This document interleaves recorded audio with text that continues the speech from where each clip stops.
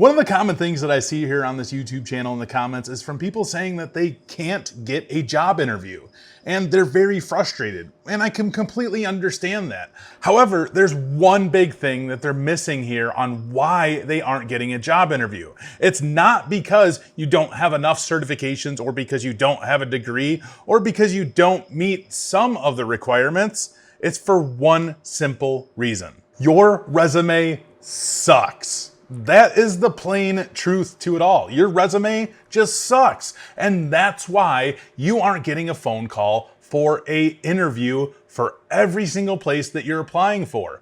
Now, I'm no resume expert by any means at all. In fact, I'm going to show you guys the resume that I've used for the past probably 10 years or so. I haven't really used it in the past couple of years, but previous to that, the last job that I worked, I was there for 3 years. So I guess it's been about, 5 years or so since I've actually used this resume, but I've used it every single time I was hired for one of the jobs that I applied for. Now, keep in mind, my success rate was actually probably a lot higher than many others, but that's because I had a lot of experience. So my resume was able to reflect that. Now, I know that's not going to be the case for many of you out there. You're not going to have really any job experience at all, or more specifically, you may not have job experience in IT, but that's okay. We are going to show you how you can kind of highlight some of your past experiences, even going back into school if that's what your most recent endeavor was. And we're going to try to show you how you can translate some of your experience into relative work experience for the IT world. This is going to be an entire series of videos, but today we're going to walk you through my old resume, and I'm going to give you guys a copy of this so you can download it. You can utilize it yourself if you'd like.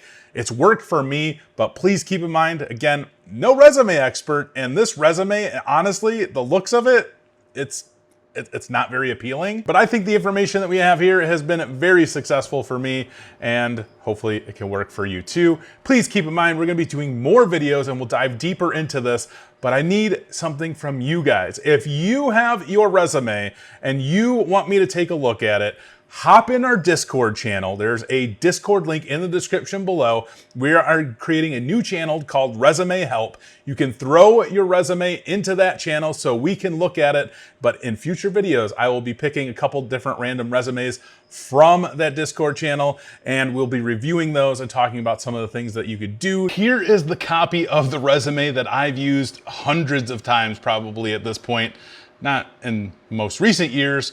I do have a more updated resume that I will be showing you guys in future videos, but this one has been very successful for me.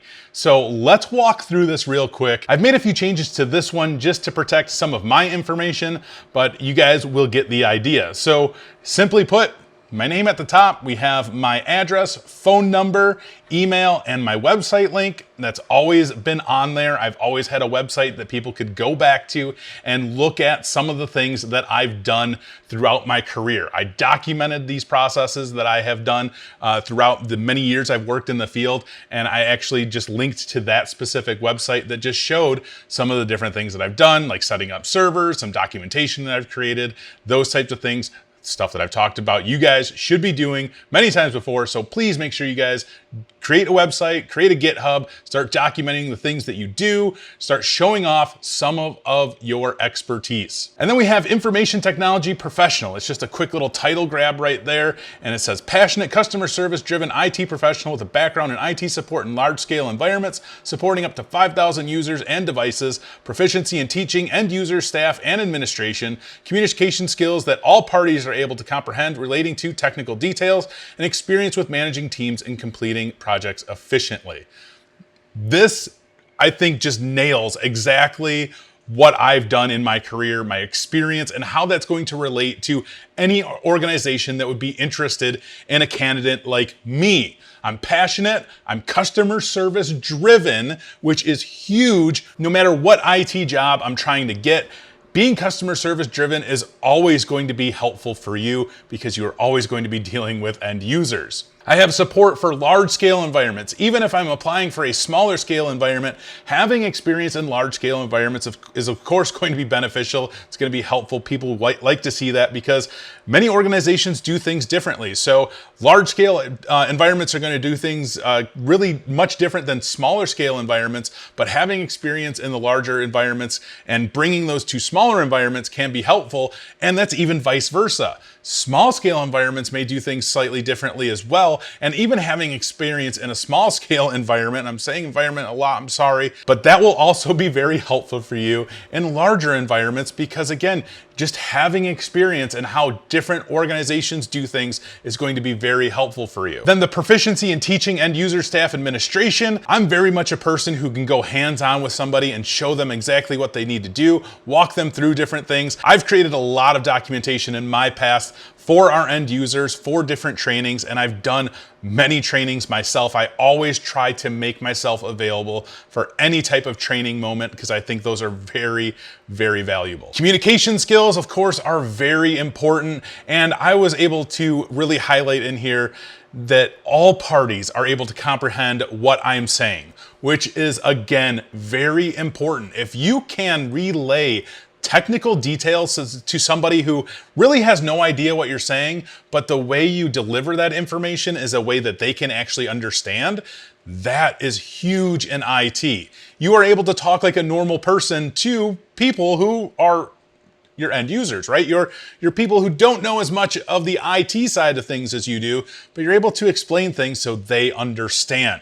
That is one huge soft skill that I think every IT professional should definitely be learning. And then of course, experience with managing teams and completing projects efficiently.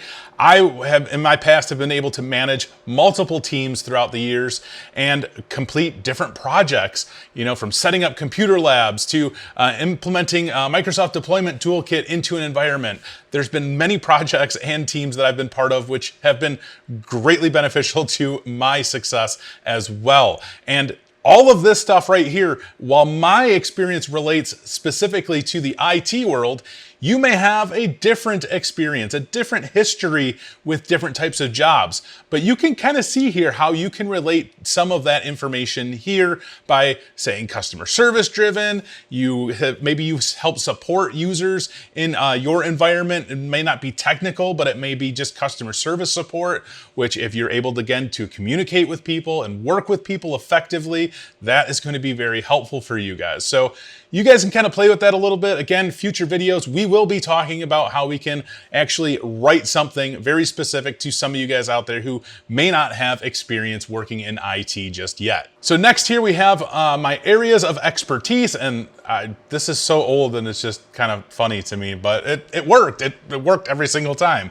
Areas of expertise, customer service, project management, team and project leadership, technical training, deployment management, and technology development. And I was always asked about each one of these, I think, in most interviews, or at least a couple of them, like specifically project management. What did I do to manage projects? Or team and project leadership. How did I lead my teams? Technical training. What type of technical training did you do, Zach?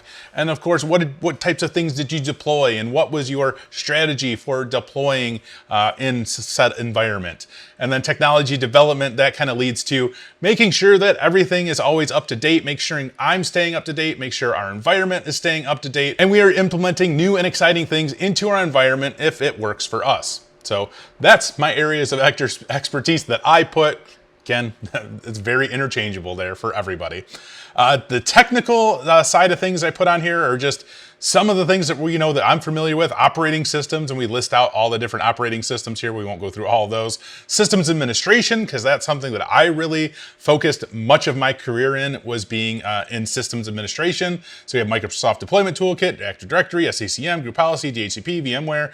You guys get the drift. You can read there. And then networking, we got Cisco hardware, because that's the majority of my career, what I have been familiar with supporting. VLANs, WANs, LANs, firewalls. Applications, Microsoft Office Suites, Sophos, SpecOps, Siemens Healthcare, 3M. I think the list kind of, yeah, there we go. It did. It got goofed up. 3M Healthcare, just so I can apply for other healthcare related jobs and they can see that. Again, very beneficial for you. Say for instance, you worked in a sales environment and you guys utilize Salesforce. You can put that in there as well, and that's gonna be something that people will look at also. So make sure you kind of relate any current applications that you use in your environment. You can note that in here, because sometimes you'll find that some applications you use are used across the globe, really. So make sure you guys list those here, but you guys can see everything else that I listed there. Now getting to the experience part, I have here job title, job location. So this would be the job title that I had for that position, and then the job location, actually, I have put in there the name of the business and where it was located. So again, you guys can kind of change that out as you need to. But here we go, June 2014 to current. Obviously, that's not current. That was until, what, 2017? So we can change that real quick. And then of course here I highlighted some of the things that I did within this environment. Now this is a little bit older. By the time I left this job, I'd actually have a lot more experience in some of these things and would really go into maybe more detail. And I do that in a future video where we talk about the new resume that I have that really kind of defines some of this and adds many of the things that I've done in that environment. But as you can see, it just lists off some of the things that I think people want to see, that potential employers want to see from their future candidates. And that's just, here's user support. I supported a lot of users, a lot of devices, Active Directory support, group policy support, print server management, working with servers, both virtual and physical, working knowledge with VMware, DNS, DHCP, networking management. Again, this is definitely old. There's so many things that I have updated on the newer one, but that gives you a brief idea. And here's the job before that. This was a temp job that I worked, and it was actually with a company called Sentinel Technologies. They do job placement. It was just a short-term job, but here's what I did. User support for 500 users. I implemented Microsoft Deployment Toolkit into their environment, which that was a ton of fun to do. That was one of my favorite projects I was ever part of, because I did from start to finish, and it was a great success. I was super, super proud of that one. Active Directory and group policy support, print server management. So basically highlighting, you know, some of the key things that I did within that environment. Implementing Microsoft Deployment Toolkit in like the 3 months that I was there, 4 months that I was there, that was the biggest project. So that was kind of cool, right? And then again, here's another one. This was for a school district that I worked at. And again, goes into detail about the user support, how many users I supported. Here's some of the different technologies that I used. I was responsible for image deployment and creation via Microsoft Deployment Toolkit, creating different images. Again, more Active Directory and group policy support, print server management. We did a big rollout for Lenovo devices, 400 laptops, 400 more laptops, 800 desktops. That was a big project. That was kind of fun. Dell Online Self-Dispatch Desktop certification. That's kind of useless. I could probably take that out of there. But yeah, that's one of the other jobs. Here's another one. This is another school district that I worked for. And again, just kind of touches on the user support, different things that I did within that environment as well. And here's, I think this was a consulting job. Yeah, provided support for residential and business customers. So again, highlights some of the things that I did there. And then here's another contracting job that we did. Again, highlights some of the things that I did with that specific job. And then we have additional work experience available upon request, because I do have more in my history that I could provide people. Briefly touching on education. If you have a college degree, you could put that in there. If you have certifications and things like that, you'd put those in there as well. Obviously, I haven't updated this one, or else I would have put my certification in there. And then, of course, references made available upon request. So all in all, this is the resume, and it's, what, 4 pages, which is probably a bit too long, but hey, it worked many, many times for me, and maybe it could work for you. Make sure you stay tuned for the future resume videos where we walk you through more in depth how to build a resume that will get you noticed by potential employers and get a phone call that actually says, hey, will you come in for an interview? Because that would be pretty freaking awesome. So that's all we got in today's video. If you have any comments, questions, or concerns, throw them in the comments below. This video, of course, is always brought to you by IT Pro TV. They're my favorite training provider out there. Use the link in the description below. Use the coupon code ITCQ30. Saves you 30% off of your subscription over there. And they have courses for all the certifications that you could need that could lead to a successful future for you. As always, take it easy.